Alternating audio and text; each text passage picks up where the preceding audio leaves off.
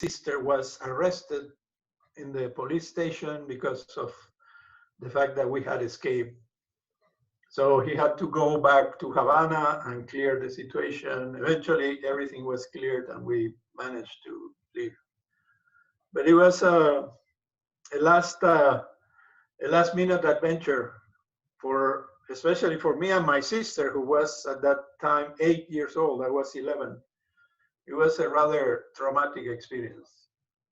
So, but that's a very old history, as most of my life by now is old history.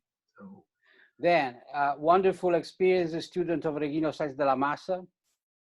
yes. Many years in Spain, yes, where you met your wife. Exactly, in and the conservatory. From day to night, you made the decision to move to United States. Yes. I remember your wife Victoria was a little shocked. She still is. She still is shocked. So yes.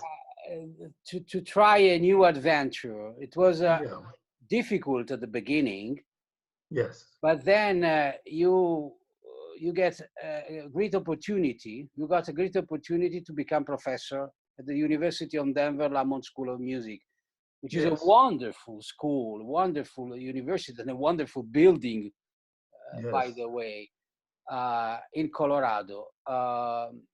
You have taught guitar there for 35 years? Yes, yes. Until 2016, I retired.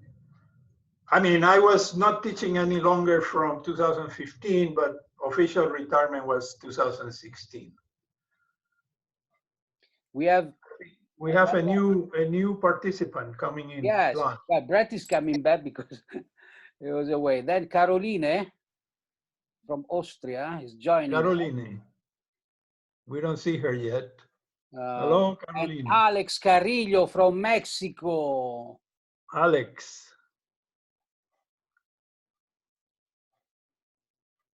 Okay, joining.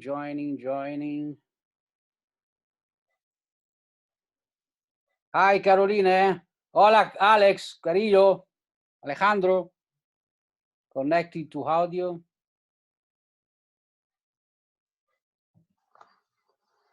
So, guys, this is the first time I am the moderator in a Zoom meeting. Please forgive me if I make confusion sometimes, mistakes, also. I'm sure I will have your support and solidarity in this case. By the way, this is really, from many points of view, an historical moment because we could not have any chance to meet. Hello, Alex. Welcome. Hola. Disculpe, maestro, me retrasé, tuve un problema con la conexión. ¿Cómo está? No, estamos aquí de charla, so, nada importante. Qué bonito conocerlo y verlo en persona, querido maestro. Bueno, igualmente, Alex. Bienvenido. Muchas gracias, bien hallado. So I was saying this was not possible, so we are exploiting and using technology, I think, in the best way. No other chance, because Ricardo lives in Denver now. And even if he's going to move to Florida, there is an ocean between us and him. Yes. So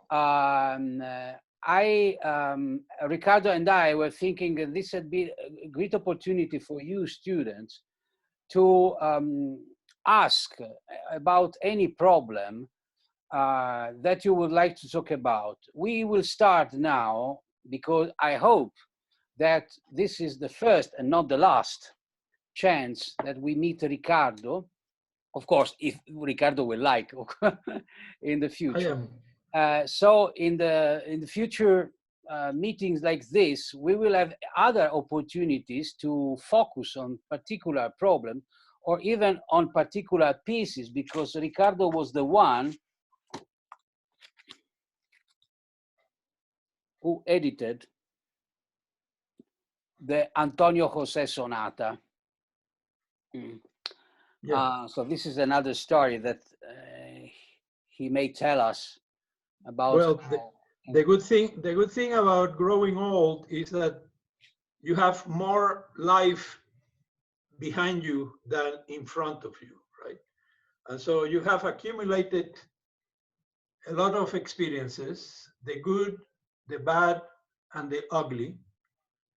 And so I hope that some of those experiences might be useful to you who are going to carry the torch for the next 100 years.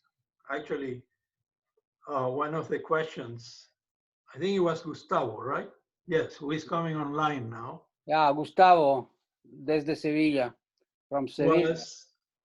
What is the future of the guitar in the next 100 years? So in part, this is a question asked by Gustavo.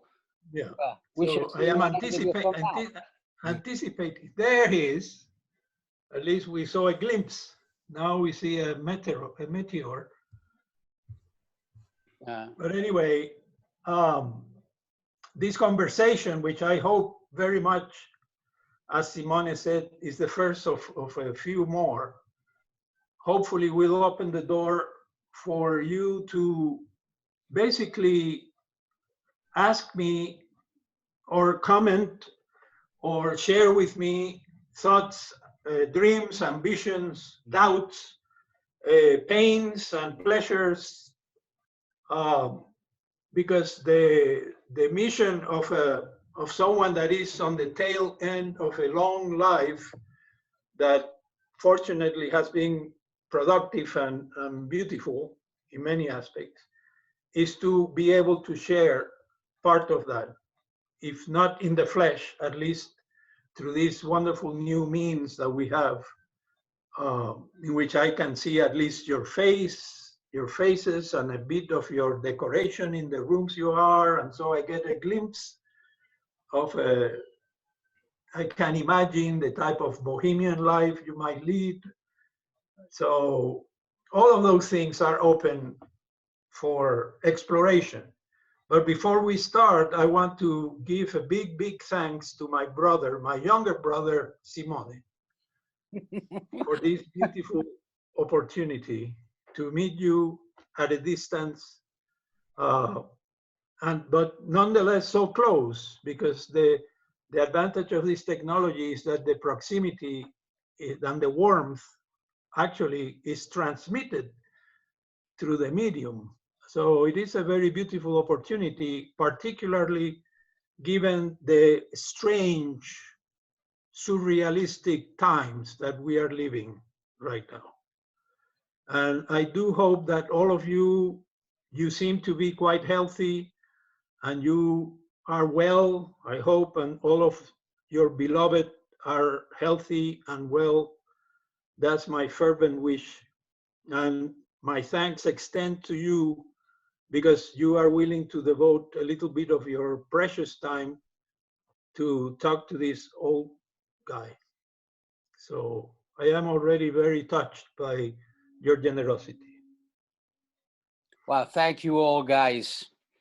Thank you all for your enthusiasm that I notice every time I meet you. Online or in present is the same. No, I think we can start with some question because some of this young guitarist has already presented a kind of question. And I would suggest that if any one of you will have other question, can write the question in the chat. Yes. Yeah.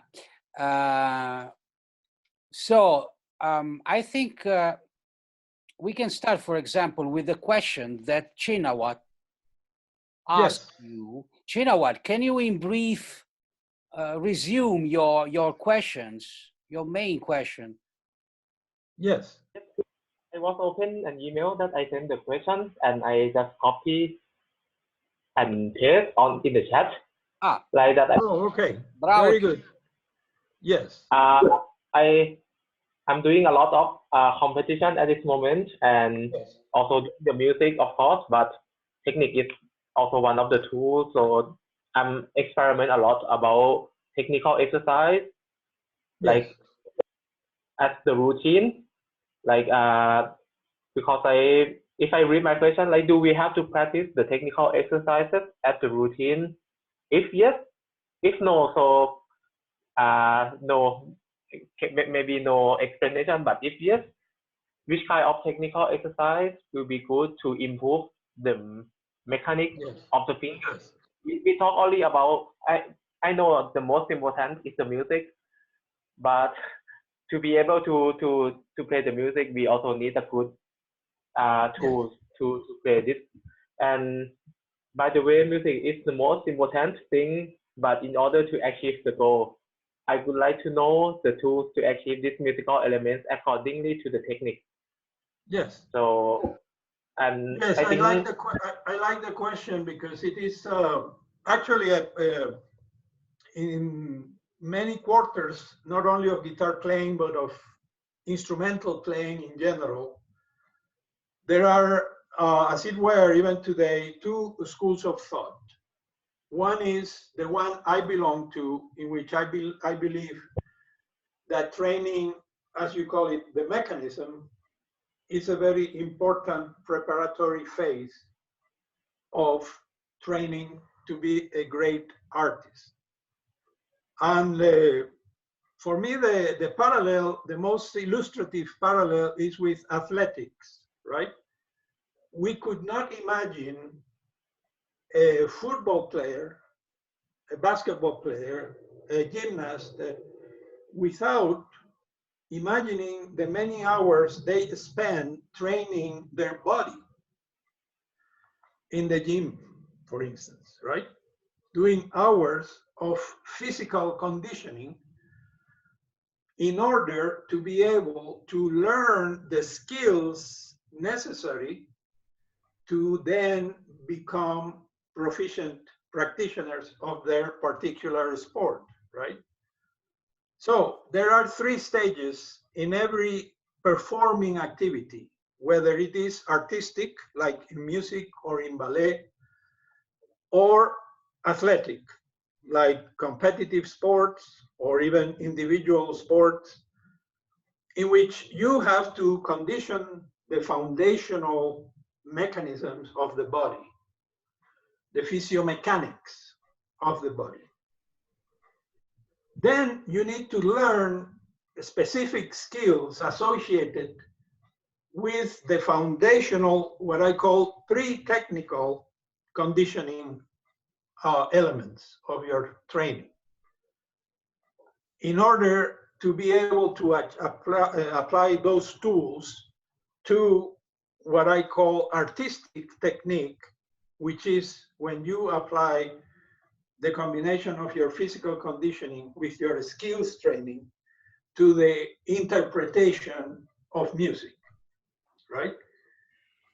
In my opinion and my experience, both as a player and as a teacher, I have come to conclude that if you do not prepare thoroughly the foundational pre-technical conditioning factors of your body, you are going to lack in the appropriate level of mastery for the skills that you need to play beautifully the music that you want to interpret.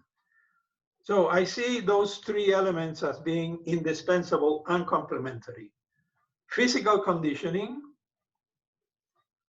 skills training or applied technique, and interpretive or artistic technique. And so I think in fact, your question already had the answer, right? Because the fact that you were asking it already told me that you, in fact, believe that we do need that type of training. And so I agree with that viewpoint. And I would go even further, because the issue of exercises has been, in my opinion, misinterpreted in traditional methodology because of the lack of a scientific foundation to the design of exercises. And it's very simple. The exercises that I am talking about, which are pre-technical, in the sense that although you are learning skills as you do them, right, that the primary function of their design is in exercising the physiomechanical scope of joint motion in a particular style of motion. And there are basically 3 sets of joint motion. I don't want to bore you too much with functional anatomy, but this is something that you as players and teachers will have to investigate more and more. Basically, the joints of the body have 3 basic styles of motion, which are flexion and extension, abduction and adduction, and rotation. So the joints that we use when we play the guitar, so we are talking about the upper limbs, right? Basically, you can create a whole set of exercises designed by you or by someone else that address those styles of joint motion of your limb articulations, right? And it will take a little bit of study to learn the motions that we are talking about and how they are called scientifically, because some of them can become more or less complex. We are not used to think that way as artists, right? So for instance, in the shoulder, which is the most movable joint in the limb, you have a great variety of different motions, all of which are incorporated in the list I gave you. And from there, everything comes down to the fingers, which are a miraculous mechanism. They really are, I mean, absolutely fascinating in themselves when you begin to study how the design of the fingers allow you to do the great variety of skills that we can do on the guitar as well as other instruments. So for me, and I don't know if any of you know my book Guitarologus, The Path to Virtuosity, which I wrote in the 80s when I was involved in, oh, there it is, free promotion. When I was involved in investigating these issues of how the scientific knowledge of the anatomy of the body could be put in concrete exercise form to train the pre-technical conditioning of the body. And I could go, and perhaps one day, if you want, we could do a session on the design of the physiomechanical design of the exercises in my book, so that you see that relationship, right?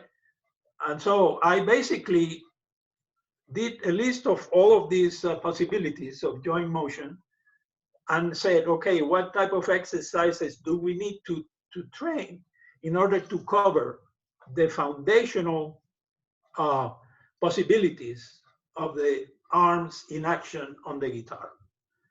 And so in the prologue to the book, I say, in my opinion, guitar technique is made of a very limited number of basic techniques with an unlimited amount of applications. Once you train that basic foundational physiomechanical design of the body, then you don't need to learn a specific slur or a specific scale, except for other reasons that are musical or stylistic. Because once the mechanism is trained from that physiomechanical standpoint, the particular application of a particular technique is going to follow in an organic way. So that is my answer to China's question about the importance of exercise, because I think without it, the body is not well trained physically, right, to deal with the richness of possibilities in being an artist on the guitar. The other consequence is that the more we abandon that foundational training, the more risk we have of being injured while playing. Because the demands of the repertoire, of the modern repertoire, are such that we really need to be sure that physically we are capable of dealing with those demands. Especially if you deal with works in the contemporary repertoire that exploit a lot of extended techniques in terms of extensions, fast rasgueado patterns, or particular tremolo formulas, fast scales. I mean, all the things that make a virtuoso piece, right? Well, those are physically very demanding tasks for our hands. And we need to have a foundation of great athletic gymnastic training to be able to cope with that. You cannot rely only on your natural talents or abilities, because if they are not well guided and trained, eventually when you get to your mid-age, to your late 40s, you will begin that you are struggling. And if you are struggling, eventually you are going to get injured, you see? So it's a question of longevity. How long can you be a great player? If in great part depends on how well you trained when you were a young player. I hope that is an answer that is satisfactory, Gina. Yes, I'm really like, and it's very surprised to me that I didn't know your book. I'm so sorry, but actually this is what I try to find. For example, now I am creative like this. I would like to show all of you. And I'm also not sure if it's the right way or not. Like maybe you all of you know this book. I cannot see it very well. So perhaps you can send it. Yeah. But, I have to mirror my video because I am just like not sure about this system, which is, as you can see, it's like did you see it well? Arpeggio scales. It's like yes. This system I am using it now, and I feel like it makes me much more conscious with what I have to do, because to practice technique, I need to have a very like exact plan. And maybe I would like to ask you also the opinion. And this question actually also according to your book, like because you write the book and I just saw it. And do you have any suggestion, like how to use the book that you wrote to have the and like yes and plan like how you divide the section between each exercise, like how much time do we need to practice? For example, yes. if I have 8 hours a day, and how yeah, to use the material that you gave me.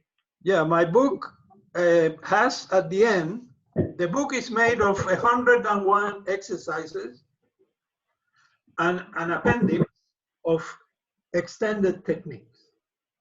And then there is a series of charts, which are routines of practice, combining in a particular way the exercises in a graded way. The exercises are organized in 9 levels, from very, very fundamental, very beginning to very advanced. And for each level, there is a recommended regimen of practice, the routines of practice. So all of that is explained in the book. So when you meet Simone soon. Well, hopefully when the pandemic will be over. Yes, exactly. then he can show you. Remind me to bring the book to Salzburg. It's available as a PDF in Europe from the publisher, which is now, I think, is a Schott subsidiary called Zimmermann. They are the current publishers of the book, and they published a revised version in 2008 or 9. I don't recall the year.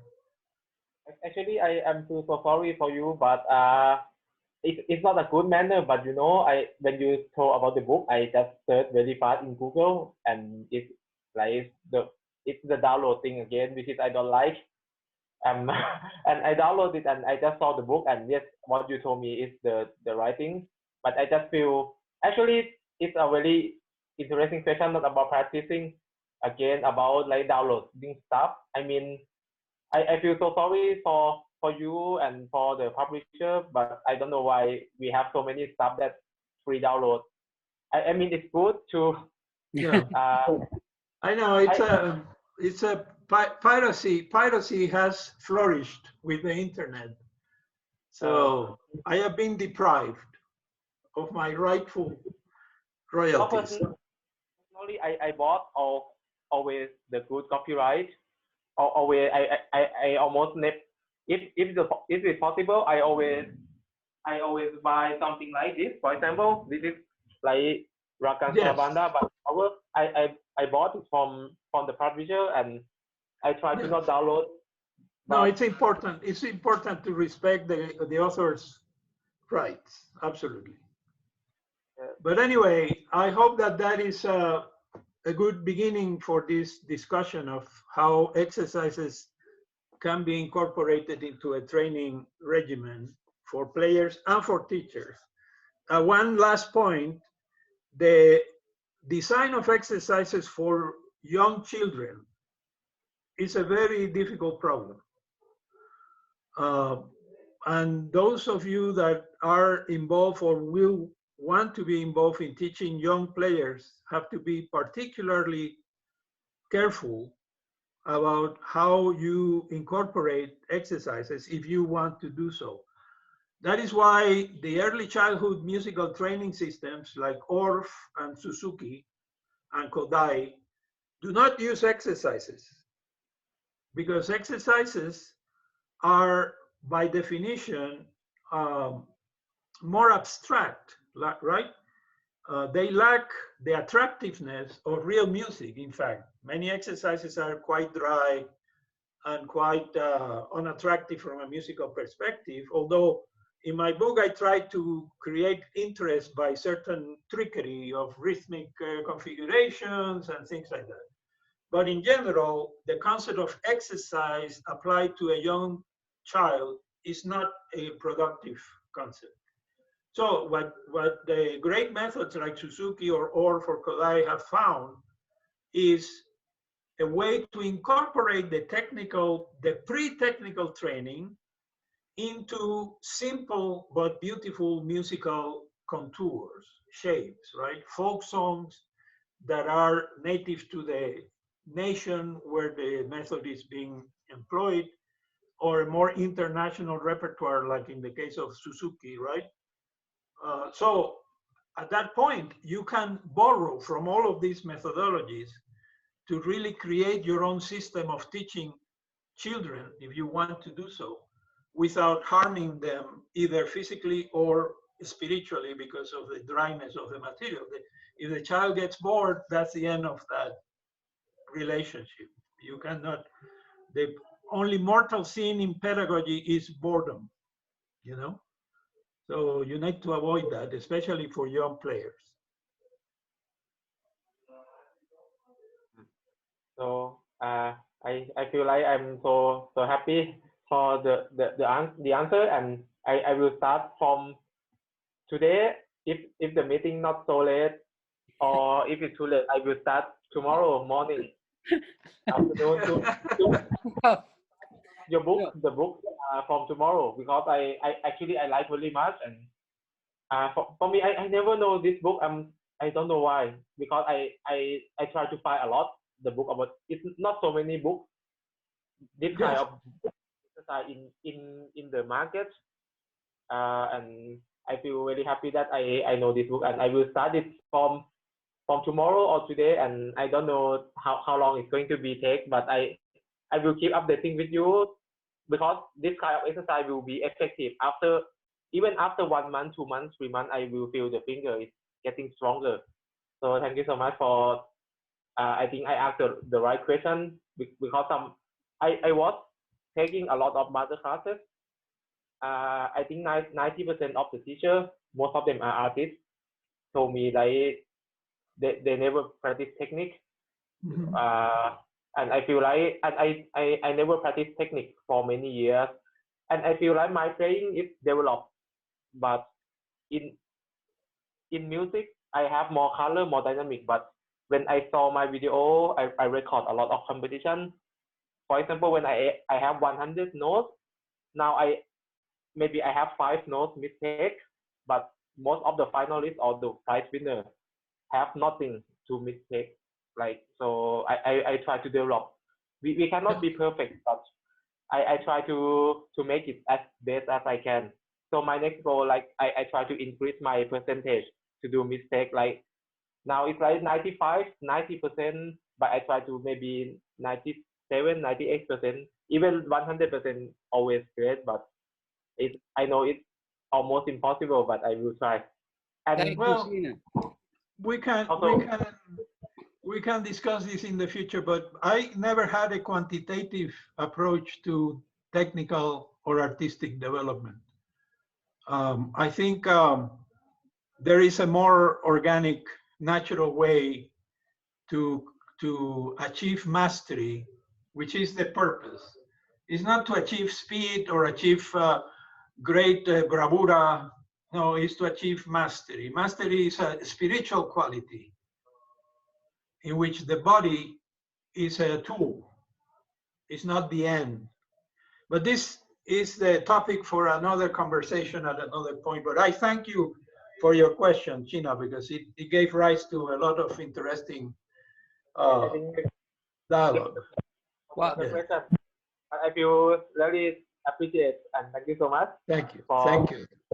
if I can interrupt with an anecdote, I remember once, Ricardo, that you told me when you were a student in Madrid, you used to wake up early in the morning and play 14 times in a row the first etude by Villa-Lobos.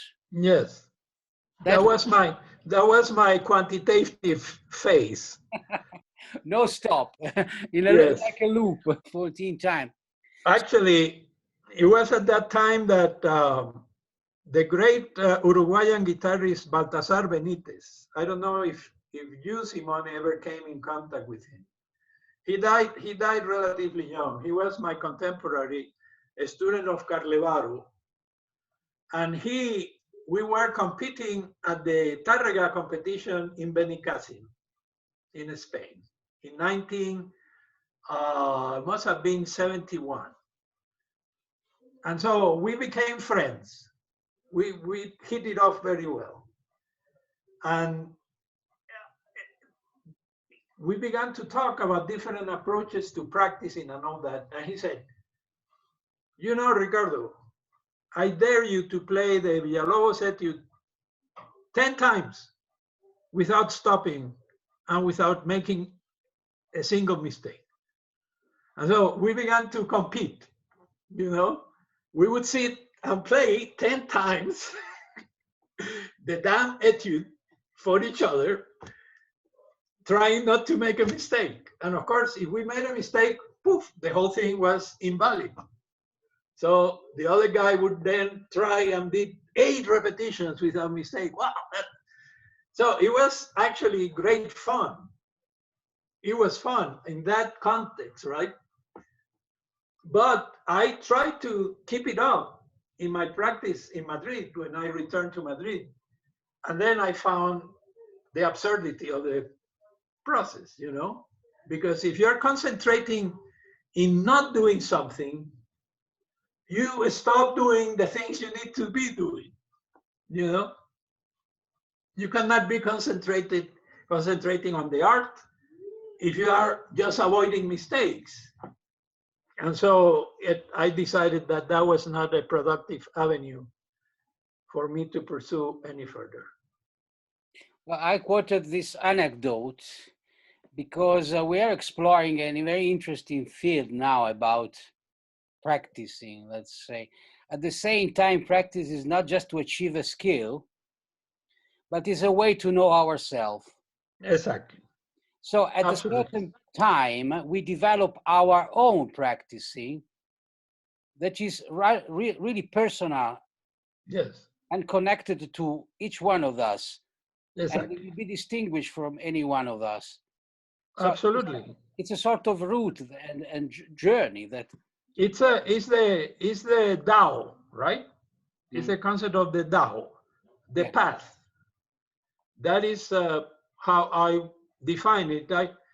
I'm writing a sequel to Summa, and in the section devoted to that issue of how we connect with our inner world in order to become vehicles for artistic expression to the outer world, I define the 3 stages in the trajectory of an artist to be as the wow, the how, and the Tao. Now, the wow is the enthusiasm that many young artists feel when they encounter another great artist that models an extraordinary artistic expression. Is what Manslow called peak experience. The peak experience, usually experienced very early on in our lives when you are a kid, and you hear, I don't know, a great cellist or a great singer, a great pianist, a great guitarist playing a beautiful piece of music, and you feel something that you have not felt until that moment, right? That is a peak experience. And I would recommend very highly for all of you to explore your memory and see if you can recall in your early childhood moments that you can identify as musical peak experiences, in which you became basically transformed at that moment because you saw a possibility in the world that you had not seen before. So a lot of vocations, artistic vocations, are born out of this peak experience. And then the task of trying to become yourself, someone that eventually can produce peak experiences for other people, is the how phase. How do I achieve that? This has to do with the craft, right? The craft of achieving mastery that follows the desire awakened by the transcendental peak experience. And then eventually the craft leads to a new form of transcendental experience, which is the Tao, which is the path to self-transcendence in which you as a master artist are free to share your internal world of expressivity to your listeners. That, for me, are the 3 stages in the path to mastery for an artist. So it basically deals directly with what you were talking about, Simone, because that is exactly right. The practicing is a form of meditation. I have a great artist colleague that said once, when he was asked, he said, "Oh, you asked me if I pray? No, I don't pray because I practice." And that says it all, you know? It is in fact a combination of the physical, because that's what we are supposedly training, with the deeply spiritual path to transcendental, form of transcendental experience. That's great.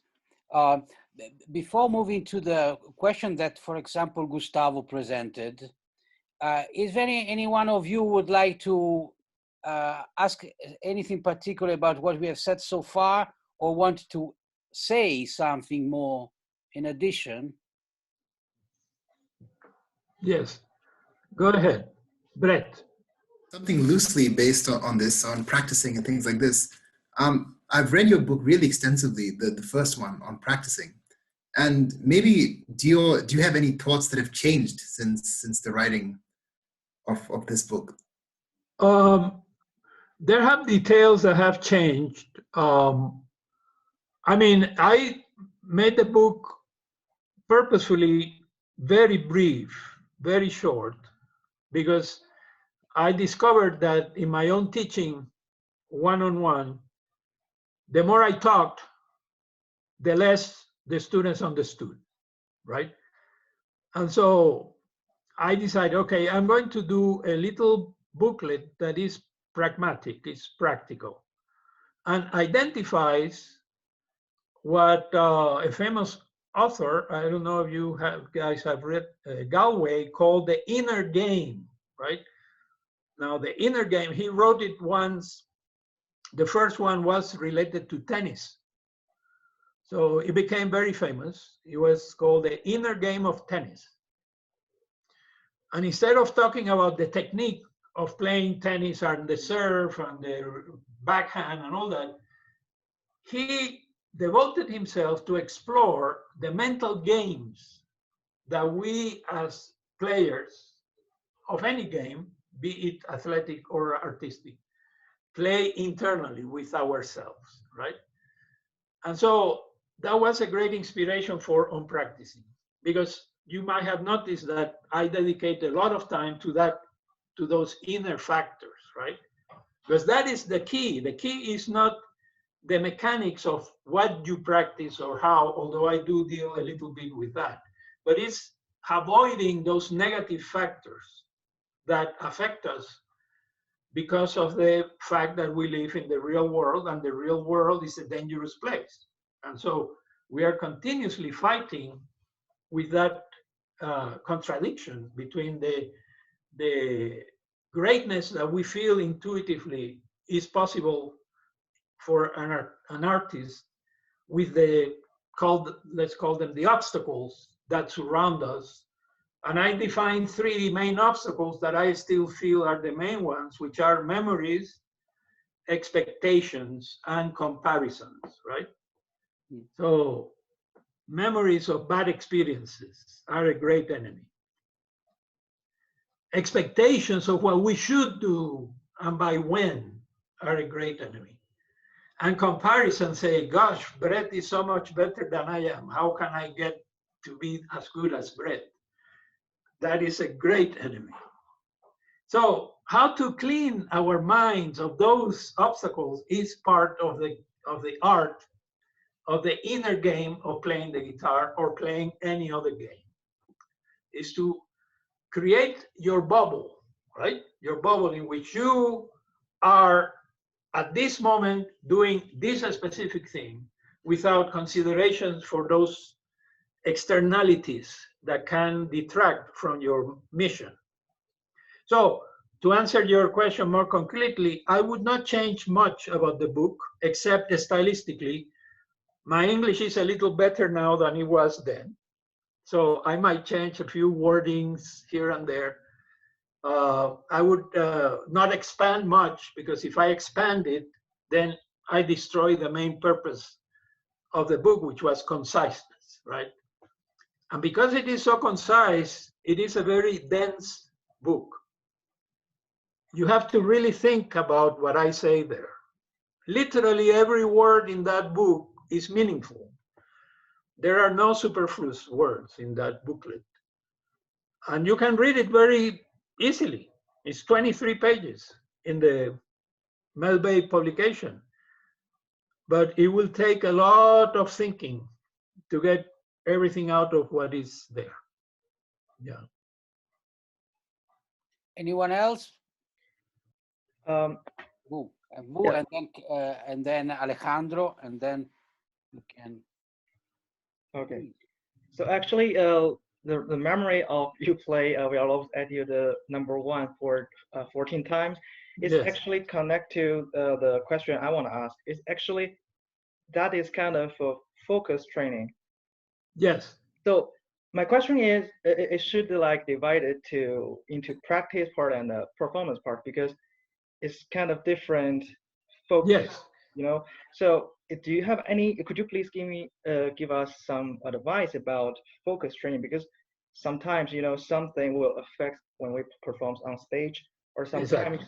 yeah or like when we're practicing maybe we Exactly. haven't enough time for something but we have to do something. Absolutely. Yeah. Absolutely. Perfect. The way I deal with that is through kinesiology. In kinesiology, they talk about distributed practice and massed practice. And so distributed practice is what we do when we are in the learning stages of a new technique or a new procedure, in which you have to break down, if possible, because not all technique can be broken down, but if possible, you break down the different phases of the technique, right? Mm-hmm. So a slow practice versus tempo practice is a consideration. Small fragments versus big chunks, right? But as you gain mastery and you accumulate all the skills and all the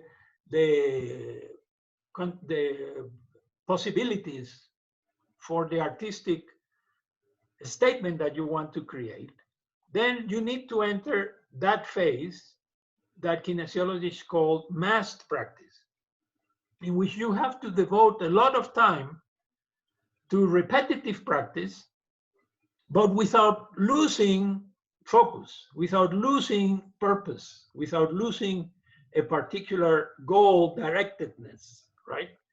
So that it doesn't become neurotic practice.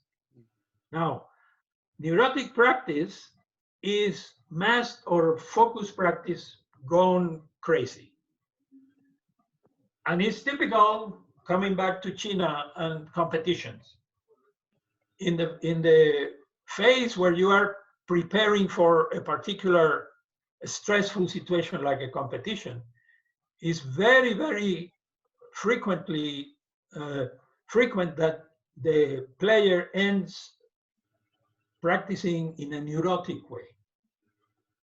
Because you think, oh, I have to do one more repetition. I have to play through one more. But at that point, you are not really practicing. You are playing through in kind of a blind, almost desperate way, and that is very counterproductive. So that you are absolutely right, because the phases and the style, the types, the modes of practicing are very important for you to control. Mm-hmm. Yeah, so I'm glad you brought that up because it's a good clarification. Yes, and recently, actually, today I went to Vienna on the train. I was trying to do kind of focus training and also the sight reading. Like I just read the sheet music, try to be focused on like how things goes. Like try to focus on like do not break. And I just started, but I think that's also could help for like clear my mind. Yes, well, and mental practicing is fundamental. Yes, yes. People talk about visualization, but in fact that term is not precise. It's not visualization only, it's mentalization. Mm-hmm. Because we have three senses that are continuously involved in our activity as players, which are the visual, the oral, and the tactile, right? Mm-hmm. So those three sensory vehicles need to be practiced mentally so that we create the mental guitar. Mental guitar is the guitar that we really play.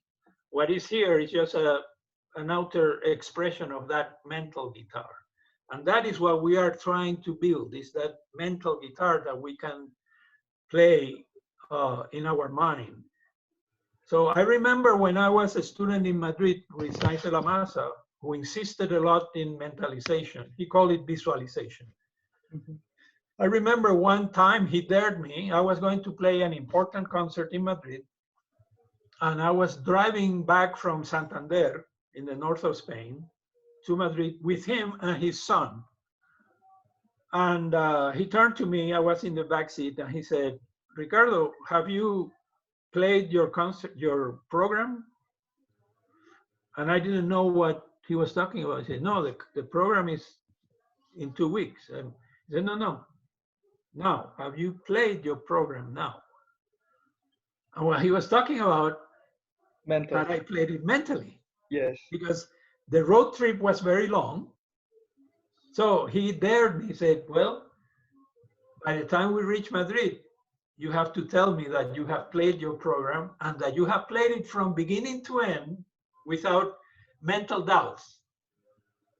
Right. Only then will you be sure that your memorization, not only in the superficial sense of remembering, no, this is much deeper than remembering. Your knowledge, right? There is a difference between remembering and knowing, right? Mm-hmm. Exactly. You remember my name, but you know your name. That's what it means, right? Right. So that's the point that we want to get in terms of our mentalization of our repertoire. That's a great moment of liberation when you can actually say, gosh, I played the whole, 996 in my mind. Mm-hmm. Mm-hmm. So it's a beautiful skill to develop.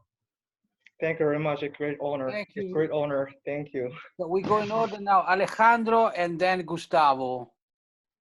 Alejandro. Alex, Hola, maestro.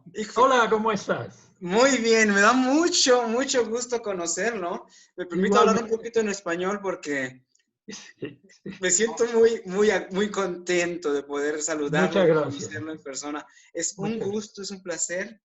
Honor I'm que very me happy haces. for this because it's a great honor for us. Thanks a lot for all your ideas. This is something that helps us a lot. Thanks a lot to Maestro Fontanelli. Yes. This is something very, very, very beautiful to be here and to learn a lot of things when we are living difficult times also, because Yes. like artists is something difficult, but we have to go on and hope that everything will be fine. Sorry, Yes. Alejandro, sorry if I interrupt. I want to introduce you to the other guitarist because Alejandro was a student of mine in the Mozarteum 9 years ago. Oh, is that right? So he finished at the Mozarteum and then he moved to Munich, where you live now. And Right. he's having a teaching activity. Wonderful. And a performing activity, performance activity. So, sorry, Alejandro. Thanks, No, Maestro. good. Thanks a lot. I'm very happy because the next year I'm going to play in the Wiener Konzerthaus in Wien. Oh, wonderful. Yes, I have one solo concert and I have one important concert in February in Hamburg. It is not in the Elbphilharmonie, but it's in the big saal in Oh, wow. Leishalle. And I'm very happy because these type of things help a lot to remember the process. Wonderful. And to keep with energy to try to. Exactly. What I want to ask. Congratulations. Thanks, Maestro. Danke. Was ich, jetzt spreche ich Deutsch. What I want to ask is it possible to get your books also in Spanish? No, a lot of people have asked me, and unfortunately, there is no Spanish translation of any of my books. Well, in fact, On Practicing has been translated to 12 languages, all of which are pirate. They are available in Croatian, in Portuguese, in Italian, in English, in Spanish, in German, and it's for the world to enjoy because I don't get a penny out of it. So On Practicing is the only one that will be available that you can find in Spanish. I'm very interested because I think, I mean, when I write things in German or in Spanish, it's something different. Yes, and every language has a particular nuances, cognitive nuances, yes, that are in fact untranslatable. So that is why translation is such a beautiful interpretive art form, you know. In fact, what we do as players is translate. We are translating the ineffable original musical creation that cannot be reproduced literally ever, are just approximations, like all translations are. More or less beautiful approximations to the truth, you know? Yes. I would like a lot to ask you something, because I think it's something is really important. How we should understand energy? Yes, that is a wonderful question. Because energy is the, I don't know if you know that beautiful quote by Louis Pasteur concerning the entheos, the inner God. He associated the Greek word entheos. I don't know how it is pronounced. The Greek speakers here can correct me. With the word enthusiasm, right? It's the root for the word enthusiasm. And it means the inner God, because in all, especially Dionysian rites, ancient Greece, there was a moment in the celebrations in which the God came down to you. Dionysus will come down and possess you. And that was a transcendental moment of enthusiasm, of the inner God possessing you. In fact, that is a tradition that is present in many religious traditions around the world, from native African religions to Cuban Santeria, Voodoo. I mean, there is always this moment of transcendence in which the God figure possesses the practitioner of the ritual, which is obviously a repetitive, obsessive, rhythmic dance, like chanting, like ritualistic, hypnotic, trance-inducing ritual, right? Now, if we take away whatever religious connotations these beliefs might have and translate it in terms of the form of energy that is captured at that moment, that is a lovely metaphor to come back to your question. Because energy is the source of everything that we do in the arts.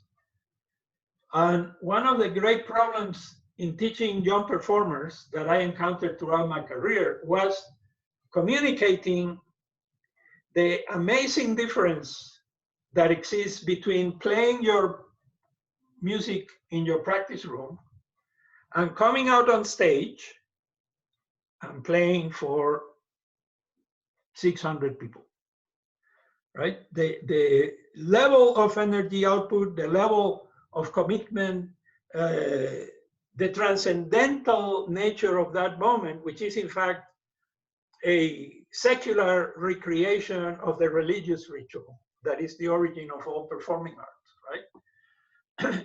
That is what is the key for a great performance to take place.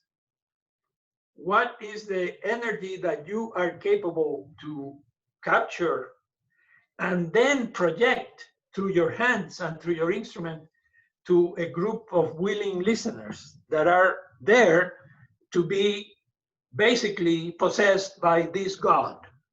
In this case, you playing the music on the stage, you see? So that's the key point in all artistic performance in public. And that is why the only test of training for an artist, a performing artist, is performance.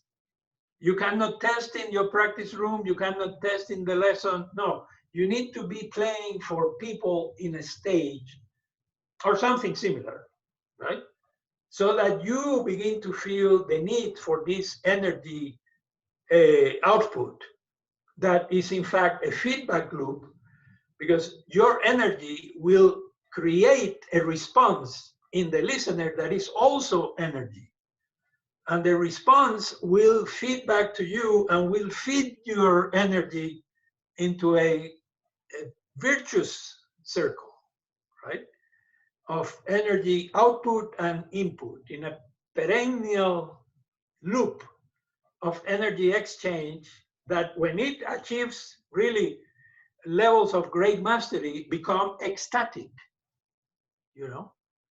So in my career as a performer, which ended a little early because of circumstances that are irrelevant, the great moments in my career when I was performing was when after a concert, people came to congratulate me and they couldn't speak.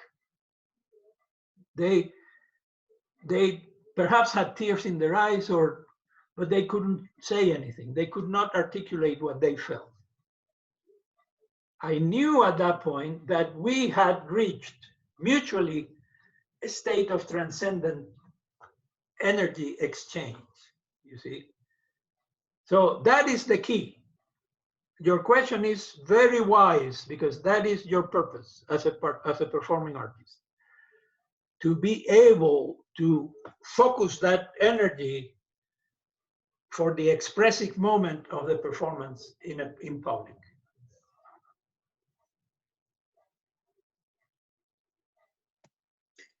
Thank you.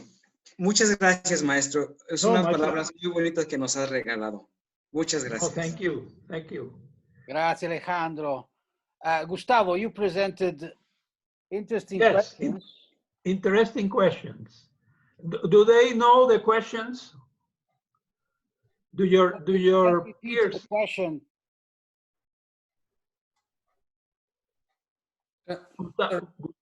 Me. Okay. Yeah, Excuse me. So it's a pleasure to be here with you, with Simone, and with Thank you. my colleagues. I'm greeting you from Seville, Spain. Yes, beautiful Seville. Beautiful city. And I will have a question about teaching. What do you recommend to us as teachers in general? What should we have when we are teaching? I don't know if I am explaining very well, but yes, no, I know where you are, what you are asking. Mm-hmm. In my experience, which is where I base all of my suggestions to you, mm-hmm. the most difficult problem that I encountered throughout my teaching career was determining what to teach when.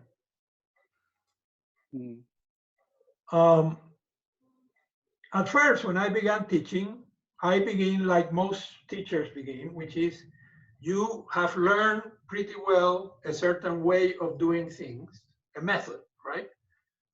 And you teach the method. And the method, if it's a well-organized methodology inherited from a distinguished school of playing, works. It works up to a certain point. Because at any point, any method, no matter how well designed and well calculated, will not address individualities in the style of learning of the students that you are going to encounter. The problem then becomes not what you know.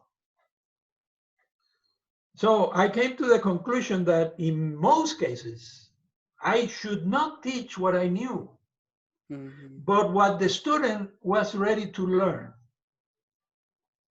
There is a big difference between the two, because we all, as teachers, know more than our students, right? Mm-hmm. But the fact that we do know more doesn't give us the right to teach it. Because in a lot of cases, the student is not ready to learn what we know. So I had to think very carefully.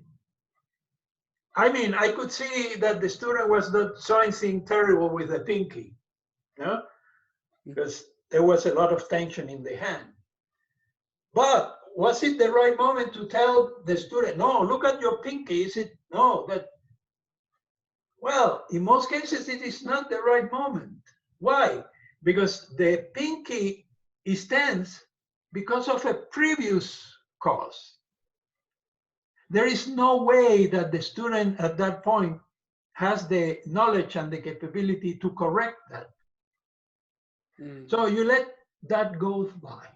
You don't touch that until you address other more fundamental issues in the positioning of the, perhaps of the guitar on the lap of the student. The shoulders might misaligned, the wrist might be excessively curved, you know, the body is shrunk. You have to address many other things that might be causes, unknown causes for the particular problem. So, in a word, one of the best things that I learned was trying to control my desire to teach what I knew in order to be able to benefit the student by teaching what the student could actually learn and benefit from. So that for me is the key to having a compassionate pedagogy. A compassionate pedagogy is one that is focused on the well-being of the student, not in your ego as a teacher, not in the prestige that you gain because you have produced a great virtuoso player. No, it's because that little 16-year-old boy has learned to play Tarragas Lagrima beautifully, you know? So when you begin to think about teaching as this mission of doing good, of doing well by the student, then it changes your whole philosophy of teaching. And you will begin to see how everything begins to fall in place, because you will begin to see concerns about technique fall into this issue. Okay, this is what the student needs to achieve. But do you know exactly in what order and what timelines you need to follow? Do you know the profile of the personality of the student well enough to be able to guide that student through with a certain degree of authority, telling, no, now you have to do this? Those are very serious words to tell a student. You better be sure that you know what you are saying. Yes, absolutely. So I'm really happy being with you. And muchísimas gracias. No, a ti, Gustavo, mucha suerte, ¿eh? Muchísimas gracias, es un placer. Igualmente. Esperemos que podamos seguir esta conversación. Por supuesto, yo encantado. Simone, thank you very much for this opportunity. Gracias, muchísimas gracias a ti, Gustavo. Gracias. This is a huge topic that we are approaching now and can be the topic of our next meetings, maybe, because teaching is never has one direction only, but must, I think, be really observing any details that at a certain point you have to realize that a new direction must give them, or a collection of anything. Because what I noticed, for example, well, personally speaking, in my career as a teacher, I had a rather long term of 10 years when I was teaching kids to play the guitar.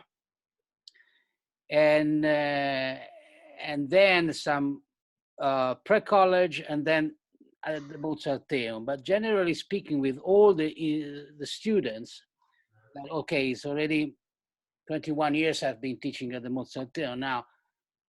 So violin players, piano players, guitar players, and so on, cellists, and so on.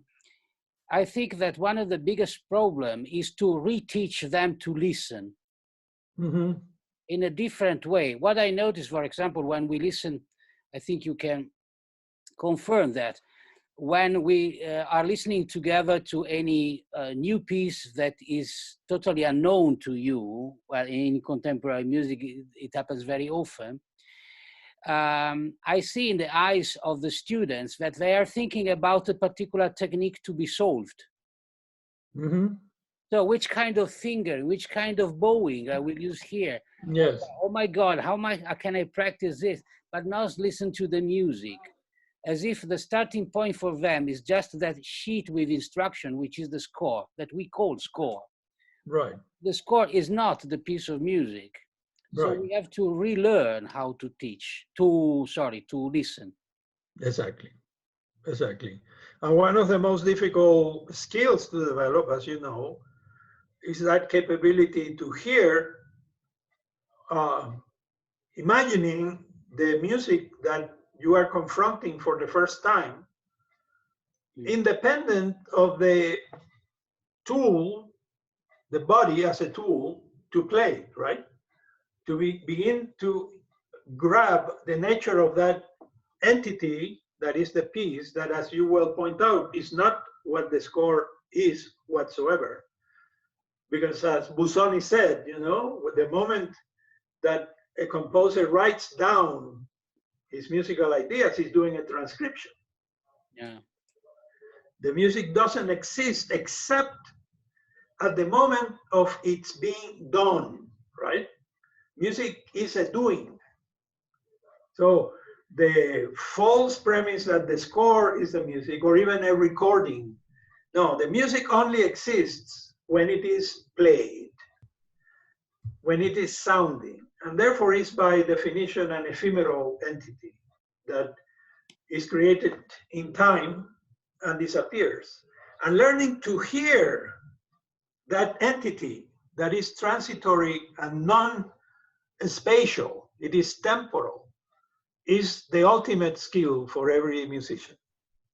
So the problems confronting the contemporary performer are tremendous because of the fact that a lot of contemporary languages in composition are idiosyncratic, right?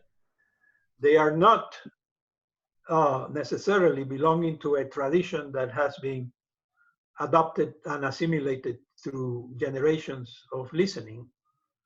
And so every time you confront a particularly audacious contemporary piece, you have to create a new way of listening in order to be able to understand the grammar of the music. It's a very serious topic that, again, might open the door for another discussion. I just want to add just a curiosity, because I know you have studied with Regino Sáenz de la Maza, and I had the luck to take a few lessons with America Martinez. Oh my goodness, that is a name that I remember with great affection. Yes, because no one knows her, but she was the first professor in Seville in the. I know. So yes. she was assistant with Regino in Madrid. Yes, and a phenomenal player in her day. Wonderful, but she phenomenal. She didn't want to play anymore. She kept I know. Just teaching, but yes. Her school was massive. Yes, I've studied with all this. I came with this with this tradition and with this school from. It's a wonderful. Yeah, it's a wonderful tradition. So we are in a way cousins. Yeah. We're cousins. Yeah, she was a wonderful lady. I met her in Santander because she went one summer to visit with Regino, and we would play for each other. She was still a phenomenal player. She was not playing concerts publicly, but in private she would play. Yes. And I remember the recordings from the 50s in Colombia. She was in Colombia. Yes. With his husband, but then there is no more. But of course, and she was very, very, very strict. Yes. Well, it was a different time. Yeah. But I know her privately, because of course she was long in the pension, and Exactly. there for his house. It was a very long history. So you had a close relation with her. Yeah, I had in That's the fortunate. latest time. She died in the 3 years ago, I think so. Yes. She passes away. Yes. Well, that is good to know, because I have great memories of her. Yes. Mm-hmm. Is So, there thank you. I think I propose one last question. Okay. Any one of you? I see there is something in the chat. Is it a new question or something that we have addressed? That's the China question. Which one? At least this. Oh, I see. Okay, very good. No. Okay. So Any specific? one more question.